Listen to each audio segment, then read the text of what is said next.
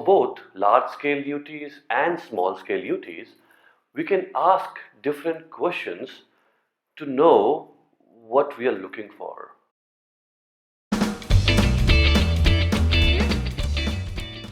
We can do an expectancy test. Now, an expectancy test is when I'm going to put a hand sketch, a concept in front of this user, and without really talking about, without really giving him any hints, if this person can figure out what the heck this thing is, well, you pass. If you can't, then the design fails. Essentially, it's telling us that is this what users are expecting. The second type of test we can do in these UTs is a reverse card sort. You may know about the card sort. So card sort is used to figure out IA. Reverse card sort, however, is to validate if my IA is good or not. The way it's going to work is I'm going to have pre-created heads, and then I'm going to give a card to this user and ask him to place that card under whichever head he thinks is the best suited head for that card. Well, if this person places the card in the appropriate category, we pass.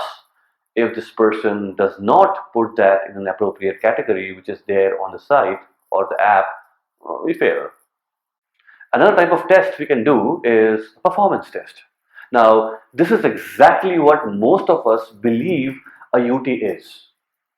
A performance test is something like I'm going to give a task to this user to perform.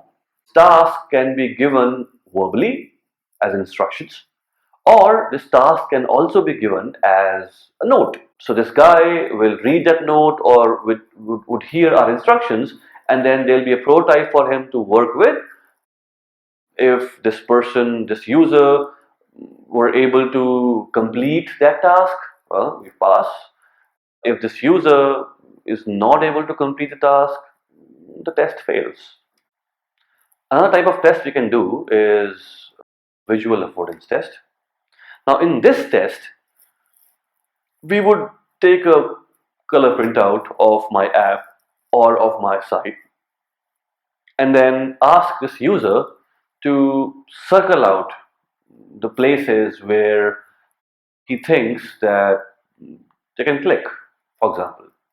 Well, if this user circles all the areas which are clickable, test is a pass.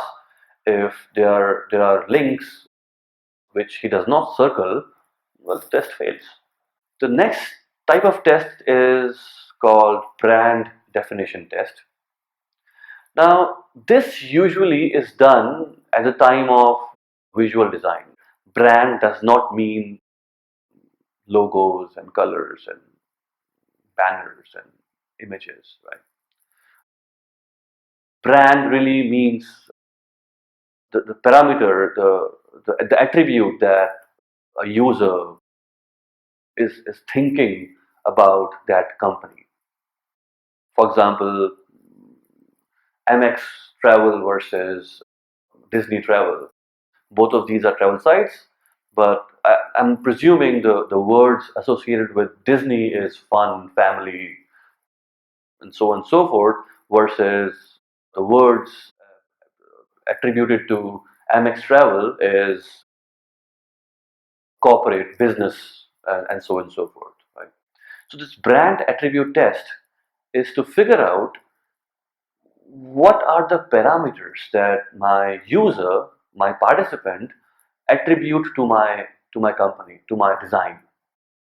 So the way it works is that I'm gonna, along with the company marketing team, list down about 20 odd words, which is a brand characteristic of the company.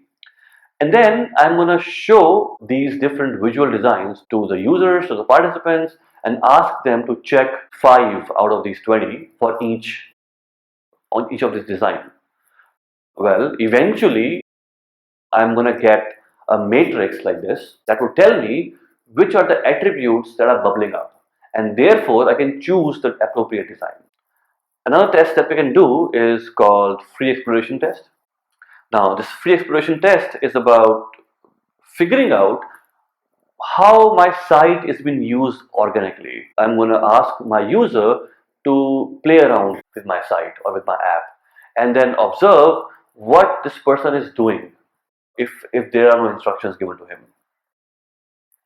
Obviously, for this kind of test, you must have a prototype which is high fidelity, which is close to production, and then to tell you how users typically will play with the site.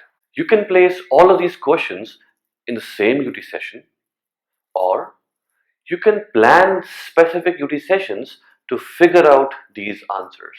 For example, I can run a quick usability test just to figure out expectancy test.